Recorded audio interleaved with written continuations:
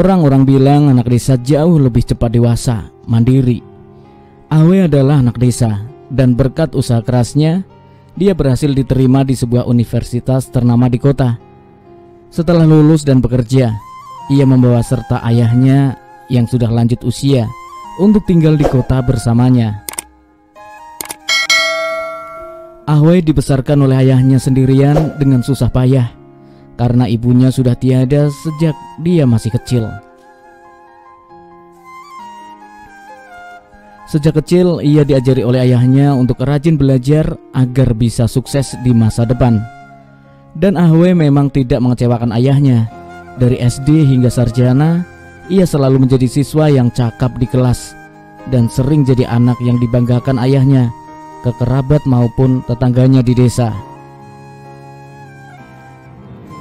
Namun ketika Ahwe mengatakan bahwa ia akan membawa ayahnya tinggal di kota, ayahnya kaget dan termangu, dan baru berkata setelah cukup lama hening di ujung telepon, "Ayah rasa lebih baik tetap tinggal di desa saja, karena ayah sudah terbiasa di sini. Kalau di kota takutnya tidak betah," kata ayahnya beralasan. Namun Ahwe terus membujuk ayahnya agar tinggal di kota. Ia beralasan akan lebih nyaman baginya merawatnya jika tinggal bersamanya, dan sangat cocok untuk ayahnya yang sudah pensiun. Ayahnya yang awalnya tetap tidak mau tinggal bersamanya di kota karena Ahwe selalu membujuknya. Akhirnya ayahnya pun setuju untuk pindah ke kota dan tinggal bersamanya. Sesampainya di kota dan melihat-lihat rumah anaknya, sang ayah terus memuji-muji anaknya yang membuatnya bangga karena sudah punya rumah sendiri. Setelah itu, Ahwe menyuruh ayahnya istirahat dan mengatakan bahwa dia sudah mencarikan seseorang pembantu untuk mengurus semua keperluannya saat dia tidak berada di rumah. Setelah itu, ia mengenalkan ayahnya pada Syehua yang sedang memasak di dapur. Syehua tampak tersenyum sekilas kepada ayahnya dan kembali memasak. "Ayah, kalau mau makan sesuatu bilang saja pada Syehua," kata Ahwe. "Anak bodoh, untuk apa menghamburkan uang kalau hanya untuk itu? Ayah kan bisa memasak sendiri. Pasti mahal ya memperkerjakan pembantu." "Ah, tidak apa-apa ayah, anakmu sekarang sudah punya uang. Ayah tenang saja. Kita harus makan makanan yang paling enak," kata Ahwe. Meski kondisi rumahnya sangat bagus, tapi Ahwe jarang pulang ke rumah. Dalam seminggu bisa istirahat sehari saja di rumah sudah lumayan. Selain itu, dia juga sering dinas ke luar kota.